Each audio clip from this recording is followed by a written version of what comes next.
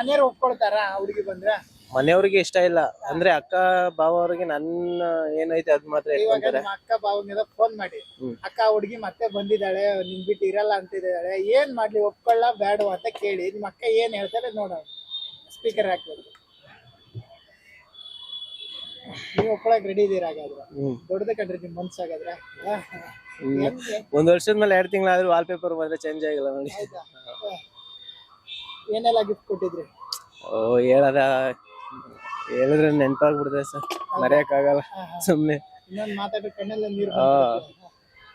ಯಾಕೆ ಇಷ್ಟೆಲ್ಲ ಯಾಕೆ ಹಂಚ್ಕೊಳ್ತೀರಾ ಅಂತ? ಏನೋ ಫಸ್ಟ್ ಲವ್ ಅದು. ಫಸ್ಟ್ ಲವ್ ಬೆಸ್ಟ್ ಲವ್ ಮರೆಯಕ್ಕಾಗಲ್ಲ. ಸ್ಪೀಕರ್ ಹಾಕಿದ್ದೀರಾ?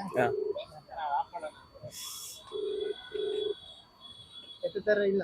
ಎತ್ತಿದ್ದಾರೆ. ಸಾನು ಫೋನ್ ಮಾಡ್ಬಿಟ್ಟು ಊರಿಗೆ ಬಂದು ನೋಡ್ಬೇಕು ಅಂತಾಳೆ. ಹೋಗ್ಬೇಕಾ?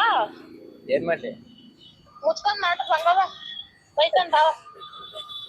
ಲವ್ ಮಾಡ್ತಿದೀನಿ, ಬಟ್ ಇಷ್ಟ ದಿನ ಏನೋ ಆಯ್ತು, ಇನ್ಮೇಲೆ ಕಂಟಿನ್ಯೂ ಮಾಡೋಣ ಅಂತ ಹೇಳ್ತಾಳೆ.